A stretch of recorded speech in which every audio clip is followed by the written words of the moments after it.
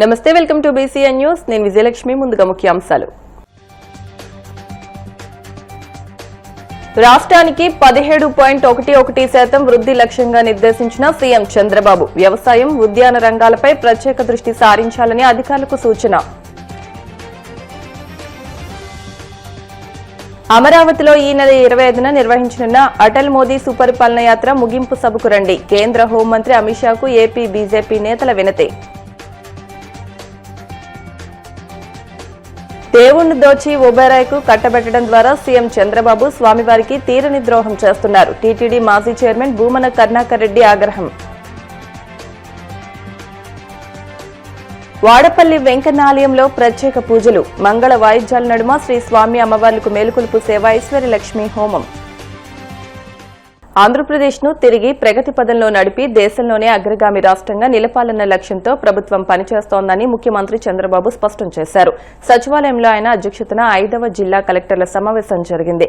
ఈ సందర్భంగా వివిధ శాఖల పనితీరుపై లోతైన సమీక్ష నిర్వహించిన సీఎం రాష్ట్ర భవిష్యత్తు ప్రగతికి సంబంధించిన స్పష్టమైన రోడ్ మ్యాప్ ను అధికారుల ముందుంచారు. గడిచిన 2 త్రైమాసికాల్లో మెరుగైన ఫలితాలు సాధించామని, ఈసారి 17.11% వృద్ధి లక్ష్యాన్ని చేరుకోవాలని ఆయన పిలుపునిచ్చారు. కానీ మండలం కానీ గ్రామ స్థాయి వరకు మనం ఏం చేస్తున్నామో అందరికి అవగాహన ఉండాలని అందరినీ ఆన్లైన్లో ఉండమన్నాం. కమ్యూనికేషన్ కానీ క్లారిటీ కానీ యూనిఫామ్గా ఉండాలి. ఎక్కడ ట్రాన్స్మిషన్ లాసెస్ లేకుండా ప్రతి ఒక్కరు కూడా ఒకే ఆలోచనతో ముందుకు పోయేదానికి మనం ఈ కార్యక్రమం పెట్టుకున్నాం. ఇప్పటికే మీరు ఒకసారి చూస్తే time to time collectors conference మీనింగ్ఫుల్గా ఉండడానికి, ఏదో ఒకప్పుడైతే కలెక్టర్స్ కాన్ఫరెన్సే పెట్టేవాళ్ళు కాదు. నేను ఎప్పుడూ మీ అందరికీ చెప్తా ఉంటాను, ఐఎమ్ ఏ స్టూడెంట్. లెర్నింగ్ అనేది కంటిన్యూస్ ప్రాసెస్. ఎవరైతే మాకు అన్ని తెలుసని అర్థం వస్తే అక్కడి నుంచే పతనం ప్రారంభం అవుతుంది. ఎవరు చెప్పినా అది కానీ విధిని నిర్వహించడంలో ఉపయోగపడితే, సమాజానికి మంచి జరిగితే దాన్ని అడాప్ట్ చేసుకొని ముందుకు పోవాల్సిన అవసరం ఉంది. ఇక్కడుండే సహచర క్యాబినెట్ మినిస్టర్స్ కానీ, అదే మరి ముందుండే కలెక్టర్స్ కానీ, ఇంకొక పక్కన యంత్రాంగం కానీ అందరికీ బాధ్యత ఉంది. ఈరోజు మనందరం కూడా బాధ్యత, జవాబుదారితనం, రెస్పాన్సిబిలిటీస్ ఇచ్చాం. ఆ రెస్పాన్సిబిలిటీస్ డెలివర్ చేయడానికి ఎక్కడికక్కడ మనం క్లారిటీ ఇస్తున్నాం. నా లెక్క ప్రకారం ఒకప్పుడు ఇదే అడ్మినిస్ట్రేషన్ సాధ్యం అనుకుంటే ఈరోజు సాధ్యం అని నిరూపించాం. అందుకే ఈసారి నేను ఈ స్ట్రక్చర్లో నేను అందరితో మాట్లాడుతున్నా. కడవను నాకుండే అనుభవంతో ఏదైతే మెరుగైన ఫలితాలు వస్తాయో దానికి ప్రాధాన్యత ఇస్తున్నా. ఫీడ్బ్యాక్ కలెక్టర్స్ తీసుకుంటున్నాం, హెడ్ ఆఫ్ ద డిపార్ట్మెంట్ తీసుకుంటున్నాం, సెక్రటరీస్, మంత్రివర్గం బయట అందరితో తీసుకొని ఎప్పటికప్పుడు నేను కూడా అర్థం చేసుకొని అధ్యయనం చేసుకొని ముందుకు పరిస్థితికి వస్తున్నాం. ఇక్కడికి వచ్చినప్పుడు ఈసారి స్ట్రక్చర్ ఆఫ్ ది మీటింగ్ మీరు ఒకసారి చూస్తే జిఎస్టిపి, కేపిఐస్, సస్టైనబుల్ డెవలప్మెంట్ గోల్స్, ఇది మొదటి సబ్జెక్ట్ మనం పెట్టుకున్నాం. ఆ డీటెయిల్స్ వచ్చినప్పుడు నేను మీకు ఒక ఎంతవరకు వచ్చాం, ఎక్కడున్నాం, నేను చాలాసార్లు చెప్పాను. పని చేసాం, పని కోసం కాకుండా నిర్దేశించిన లక్ష్యాల కోసం ఎట్లా పనిచేస్తున్నాం, ఏదో ప్రాసెస్ కోసం పనిచేయడం కాకుండా అవుట్కమ్స్ ఏ విధంగా వస్తున్నాయి. There is a benchmark national లెవెల్లో, there is a benchmarks international level. ఈరోజు సస్టైనబుల్ డెవలప్మెంట్ గోల్స్ ఉంది. ఇది WHO 2030కి సాధించాలని పెట్టుకున్నారు. అదే సమయంలో భారతదేశం కూడా ఇందులో సిగ్నేటరీ అయినప్పుడు మనం ఏం చేయగలుగుతాం, వర్కౌట్ చేయాల్సిన అవసరం ఉంది. ఆ సబ్జెక్ట్ అయిన తర్వాత మీరు ఒకసారి చూస్తే పాజిటివ్ పబ్లిక్ పర్సెప్షన్. మనం పనిచేస్తున్నాం, ఏ స్టేక్ హోల్డర్స్కి అయితే మనం పనిచేస్తున్నామో వాళ్ళలో సాటిస్ఫాక్షన్ లేకుండా పనిచేస్తున్నాం. అంటే ఎక్కడో సంథింగ్ ఈజ్ మిస్సింగ్. అందుకే నాతో మొదలుకొని ప్రతి ఒక్కరూ దృష్టిలో పెట్టుకొని మనం చేసే పని వల్ల ప్రజలు మనతో కలిసి వస్తున్నారా లేదు కూడా ఎప్పటికప్పుడు చూడాలి. స్టేక్ హోల్డర్స్ అందరినీ దానికోసమే పాజిటివ్ పబ్లిక్ పర్సెప్షన్ తీసుకున్నాం. ఇవన్నీ చేయాలంటే ఒకప్పుడు చాలా డిఫికల్ట్గా ఉండేది. 4వ సారి ముఖ్యమంత్రి అయినా 95 టెక్నాలజీ స్టార్ట్ అయినప్పటి నుంచి నేను టెక్నాలజీని ఒక ప్యాషన్గా అడాప్ట్ చేసుకున్నా. అప్పట్లో టెక్నాలజీ మెచ్యూర్ కాలేదు, ఇప్పుడు టెక్నాలజీ మెచ్యూరిటీ వచ్చింది. మాజీ ప్రధాని అటల్ బిహారీ వాజ్పేయి శత జయంతి సందర్భంగా అమరావతిలో ఈ నెల 25న నిర్వహించనున్న అటల్ మోదీ సుపరిపాలన యాత్ర ముగింపు సభకు రావాలని కేంద్ర హోంమంత్రి అమిత్ షాను ఏపీ బీజేపీ నేతలు కోరారు. ఢిల్లీ పార్లమెంట్లోని అమిత్ షా కార్యాలయంలో ఆయనతో BJP state chief PVN Madhav, కేంద్ర మంత్రి భూపతిరాజు శ్రీనివాస్ వర్మ, రాష్ట మంత్రి సత్యకుమార్ సమావేశమయ్యారు. ఈ సందర్భంగా రాష్ట్రానికి సంబంధించిన పలు కీలక అభివృద్ది అంశాలపై వారు సుదీర్ఘంగా చర్చించారు. అనంతరం ఇటీవల బీజేపీ జాతీయ వర్కింగ్ ప్రెసిడెంట్ గా బాధ్యతలు స్వీకరించిన నితిన్ నబీన్ ను మర్యాదపూర్వకంగా కలిసి శుభాకాంక్షలు తెలిపారు. తిరుమల తిరుపతి దేవస్థానం పరిరక్షకుడుగా తన్ను తాను అభివర్ణించుకుంటూనే వేల కోట్ల రూపాయలు విలువైన భూమిని ప్రైవేటు హోటల్కి కేటాయించడం ద్వారా సీఎం చంద్రబాబు స్వామివారికి తీరని ద్రోహం చేస్తున్నారని టీటీడీ మాజీ చైర్మన్ వైసీపీ నేత భూమన కరుణాకర్ రెడ్డి ఆగ్రహం వ్యక్తం చేశారు. తిరుపతిలో ఆయన మీడియాతో మాట్లాడుతూ కేవలం 18 కోట్ల విలువైన టూరిజం భూమికి బదులుగా 460 కోట్ల విలువైన 20 ఎకరాలు ఒబెరాయ్కు కేటాయించడాన్ని ఆయన తీవ్రంగా తప్పుపట్టారు.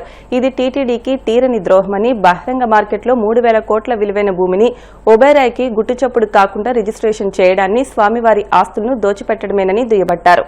తిరుమల పవిత్ర పుణ్యక్షేత్రాన్ని పరిరక్షించేటువంటి విశ్వక్సేనుడిలాగా మాట్లాడుతూ మేమంతా కొండ మీద అరాచకమేమి చేసినాము అని మా మీద అభాండాలు వేస్తూ మా మీద ఆ నేరారోపణలే చేస్తూనే కాలం గడుపుతున్నటువంటి గౌరవనీయ ముఖ్యమంత్రి చంద్రబాబు నాయుడు గారు టీటీడీకి తీరని ద్రోహం చేస్తున్నారు.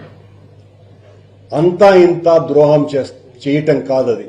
తిరుమల తిరుపతి పవిత్రతను కాపాడటానికే నేను పుట్టానని చెప్పుకున్నటువంటి వ్యక్తి అలిపిరి నుంచి వెళ్లేటువంటి దారంతా కూడా అత్యంత పవిత్రమైనది అన్నటువంటి విషయం తెలిసి కూడా పెద్దలు అనేక మంది అభ్యంతరాలు వ్యక్తం చేసిన టూరిజం వాళ్ల ల్యాండ్ తీసుకొని దానికి బదులుగా టీటీడీ ల్యాండ్ను కట్టబెట్టడం ఆశ్చర్యం.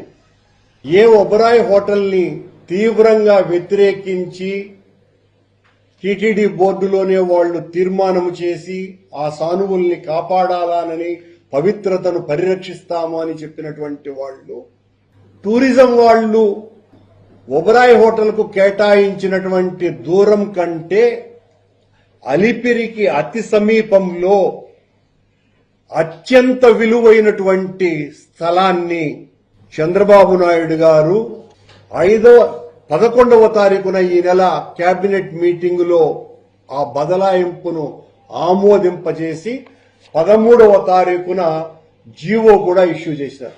పాత టూరిజం స్థలం ఏదైతే ఉన్నదో అది ఎకరా 90 లక్షల విలువ చేస్తుంది అని మార్కెట్ వాల్యూ రిజిస్ట్రేషన్ వాళ్ల అఫీషియల్ గా చెప్తున్నటువంటి మాట.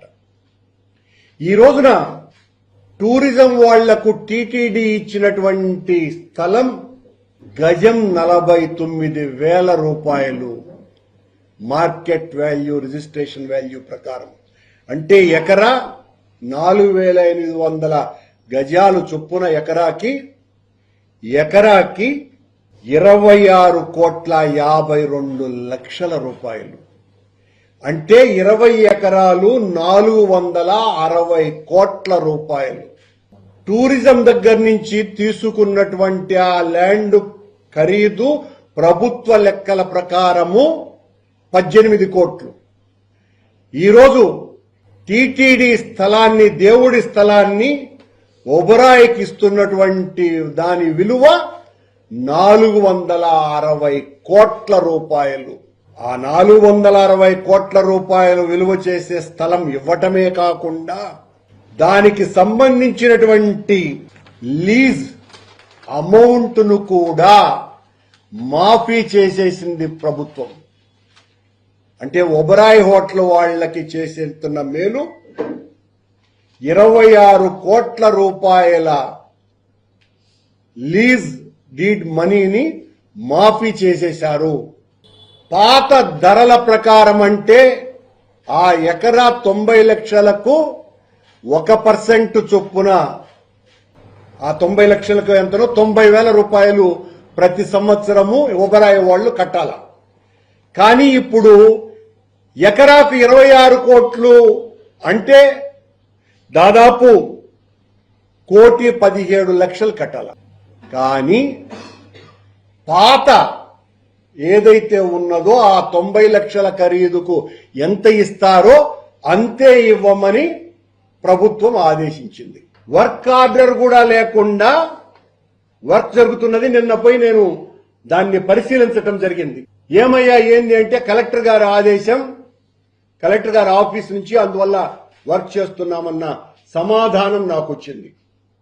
రిజిస్ట్రేషనే కాకముందే అక్కడ అత్యంత విలువైనటువంటి ఎర్రచందనం దుంగల్ని, చెట్లని కూడా కూకటి వేళ్లతో పెకలించేసి అనేక చెట్లని మాయం చేశారు.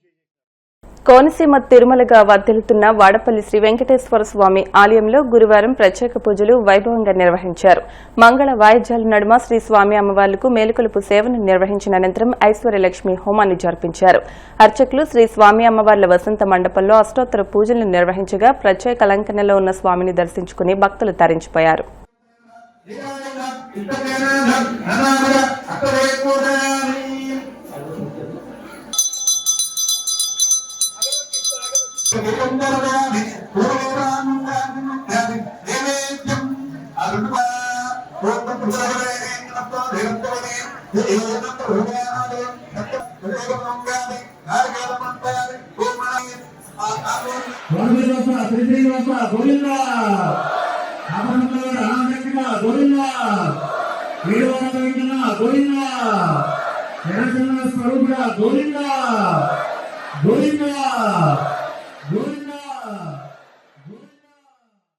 ఇప్పుడు కాసేపు ప్రకటనలు.